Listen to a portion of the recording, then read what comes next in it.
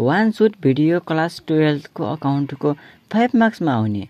General question number 12 मा 5 मार्क्समा आउने हाम्रो जनरल इन्ट्री।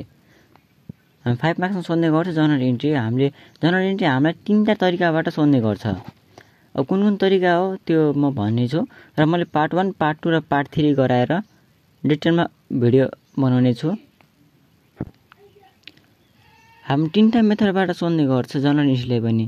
जस्तै हामीले सबै दिएको हुन्छ, जस्तै एलोटमेन्ट पनि यतिमा प्रोराटा भएको छ, यस्तोमा निल भएको छ यो भनेर दिन्छ। कुनै क्वेसनमा दिन्छ कि इस्यु गरे अनि त्यसपछि एप्लाइड सेयर यति छ त्यसपछि आफै गर भनेर दिन्छ। कुनै क्वेसनमा दिन्छ कि इस्यु मात्रै गरेछ यसलाई निकाल भनेर दिन्छ। म 3टै तरिका हजुरलाई सिकाउने छु। भिडियो हेरौँ।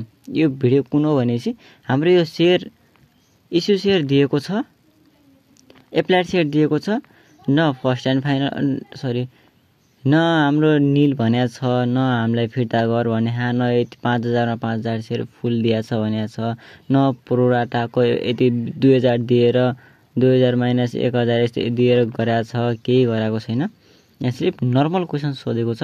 यो अप्ठ्यारो पनि लाग्न सक्छ। भिडियो डिटेलमा हेरौँ बुझिन्छ। क्वेसन पढौँ।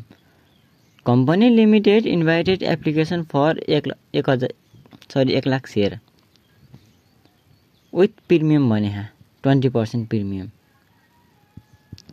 हाम्रो भनेको छ अन एप्लिकेसन 50, एलोटमेन्ट 30 मा इन्क्लुड प्रिमियम पनि छ र फर्स्ट एन्ड फाइनल 40। भनेको छ application way receive 1,50,000 share, 1.5 lakh share issue कति गरेको थियो? 1 लाख सेयर गरेको थियो। 150 हाम्रो ओभरसस के हो? प्रोराटा के छ यो?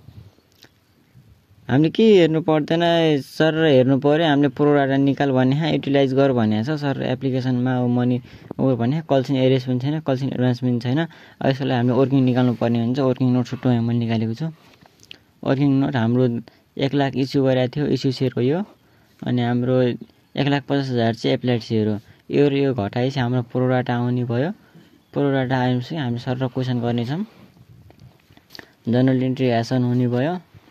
अनि त्यसपछि हाम्रो ब्याङ्क अकाउन्टमा चाहिँ हामीले इस्यु एप्लाइड सेयर लेख्नुपर्ने हुन्छ। 1,50,000 गराउनु पर्ने हुन्छ।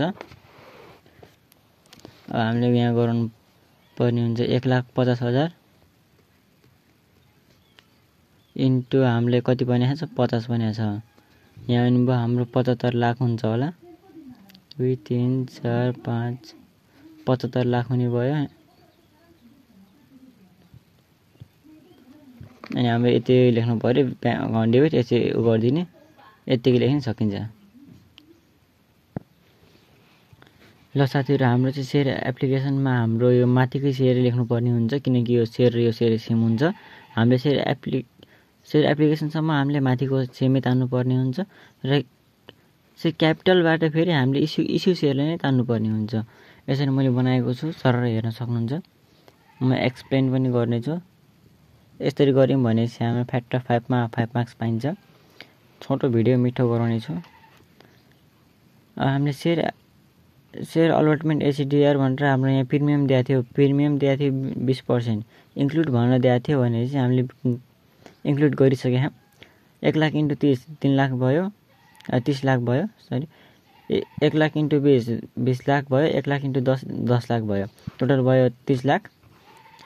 अनि हाम्रो सेयर एप्लिकेसनलाई गरायौँ। यो माथि हाम्रो लैसकेका थियौँ एडभान्स भनेर 2,50,000 लाख लैसकेका थियौँ। हामीले यहाँ हुन्छ 50 लाख। 50 लाखमा 25 लाख घटायौँ, 25 लाख आयो दुइटैमै। अब हाम्रो न यसमा कल्सन एडभान्स छ, न कल्सन एरियर्स छ, केही पनि छैन। केही पनि छैन भनेपछि ब्याङ्क यो सरासरी लेख्नुपर्ने हुन्छ। 40 लाख भयो। अनि हाम्रो यहाँ ब्याङ्क अकाउन्ट डेबिट लेखेर 40 लाख गर्नुपर्छ। अनि त्यो फर्स्ट एन्ड फाइनल कल लेखेर 40 लाख गरेपछि मिल्छ। ल हाम्रो चाहिँ यति एन्सर आइसकेको छ। एकदम छोटो मिठो भिडियो बनाएको छु। अरू 2टा भिडियो पनि मैले इन्क्लुड गर्नेछु। आई होप बुझ्नुभयो होला।